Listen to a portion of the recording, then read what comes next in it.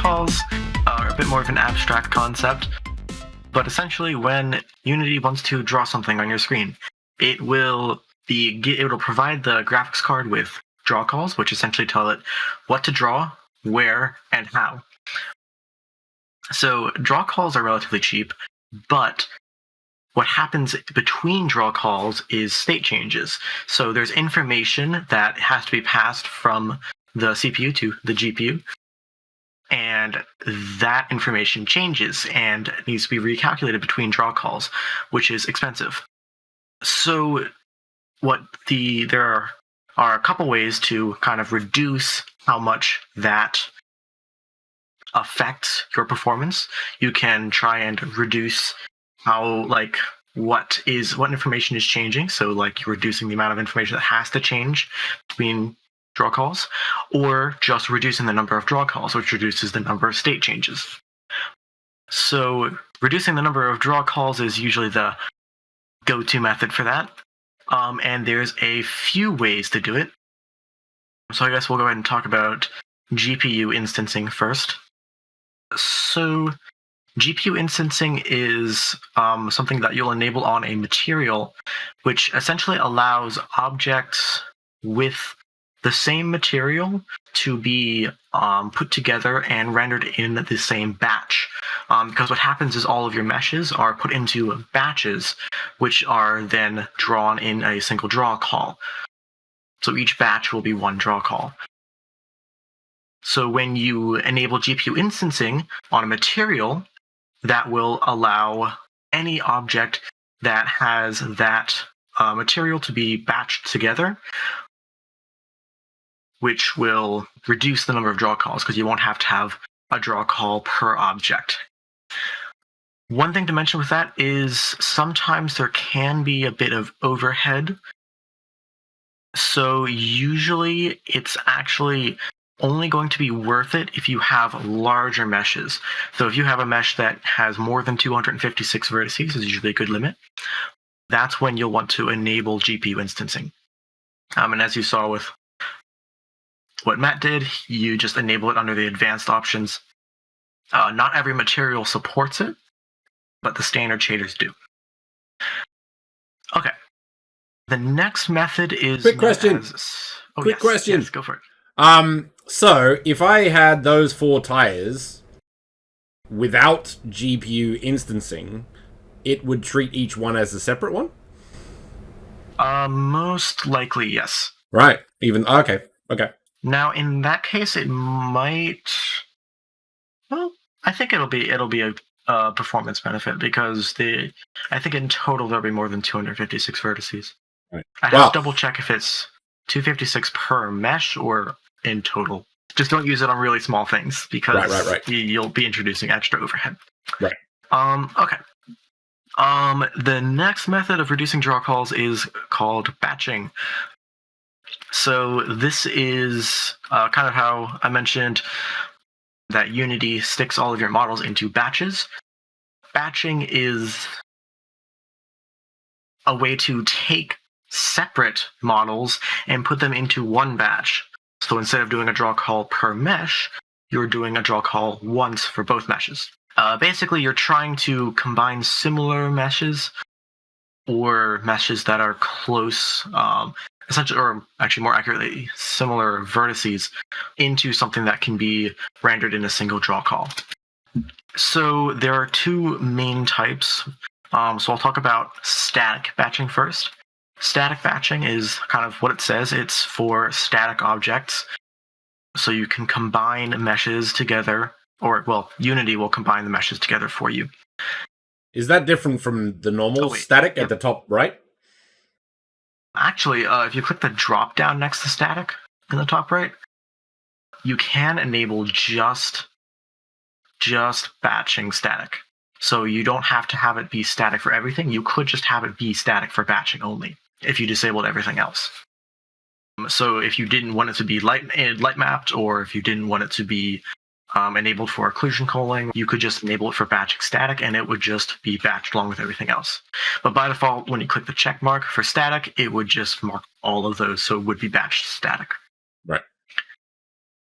So yeah, that's essentially how you run it or enable it is just to make your object static. There is a setting in the project settings, but that is handled by Mona. So static batching has a bit of a memory footprint, so you don't want to use it for too many things. Like the example that the Unity docs gives is if you have a forest, you don't want to enable static batching for all of those trees because that will create kind of separate instances of all of those trees in your memory. So you're kind of like duplicating all of those meshes because it will store the individual meshes in memory, and it will store the new batched mesh because it's going to combine all of the meshes into a single one. So you don't want to do it for too many objects like that. So with that one, you would, if you wanted to put those trees into the light map, you would make it static, but not on batching static. Is that contribute yes, that GI? would probably be a good idea. Right. Mm-hmm. So you would turn that off, and then basically contribute GI would be the main one for baking. Is that correct? And reflection probe. Okay. Yep. Exactly. Cool. Interesting. One thing to mention with batches is they can only have up to 64,000 vertices. So if you have a lot of meshes and you try to static batch them all together, it's probably going to end up splitting them into 2 batches. So that is something to keep in mind. That's why it's best kept for kind of smaller sets of objects. One thing to mention with both of those is with batching, you can, what Unity will do is if you have occlusion calling enabled, batch objects can still be individually called. So you could, instead of using batching, you could go into your editor, like Blender or whatever, and combine meshes together into one mesh. But if that mesh needs to be called, then it will be called as an entire mesh, which isn't always as desirable. So it might work well for like if you have lots of meshes in one area. Again, the docs said like if you have like a chest with drawers or something like that, that's great if you want to just combine that into one mesh in your 3D software.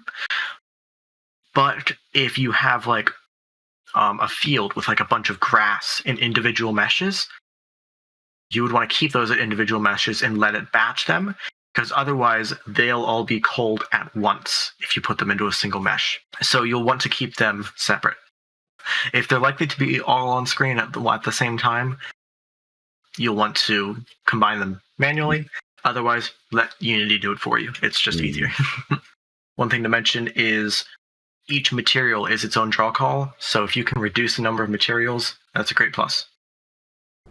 So we have a question. What's the best way to monitor draw calls when building? Game mode, stats window?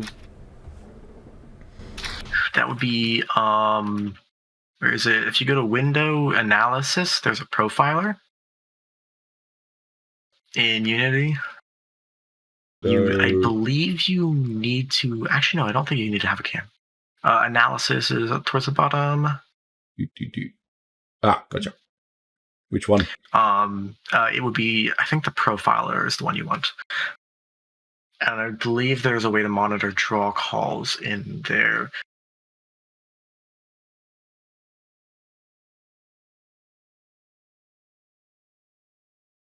I think you do actually have to play it though, right? You can switch to editor. There we go. Instead of play mode. If you want to do it in the editor. If you do it in play mode, you'll have to have a camera, I believe. Right. Okay. Yeah, you can disable individual things on the left though, because it's a lot all of them. Yeah. So what's the most important ones that we need to worry about?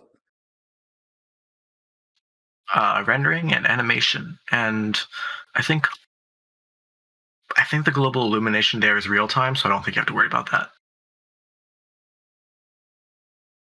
There's a batches count and a triangle count, so that could be important. Set pass calls, I'm not sure about that one actually.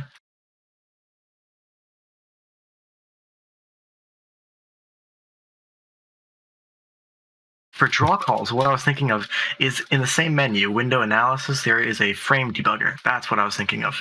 Okay. But yeah, I mean, the profiler is great.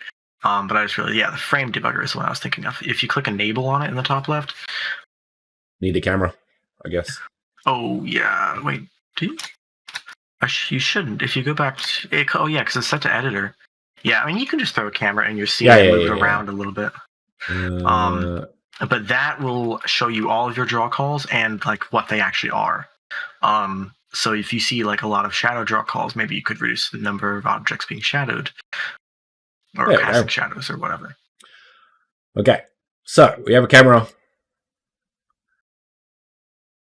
Yeah. So on the right is the number of draw calls. It says 52 right next to camera.render. That is, I believe, your total number of calls. Yeah, and you can also reduce it, and I believe that will actually kind of step through the draw calls. So you can see what's being drawn in a specific order. So that's good if you want to see the total number of draw calls. And I don't know, do you have GPU instancing enabled on the tires? I don't know. Let's have a look. I can't. Because I wonder if you disable that, if the draw call count goes up. Because it's in game. Hang on. There we go.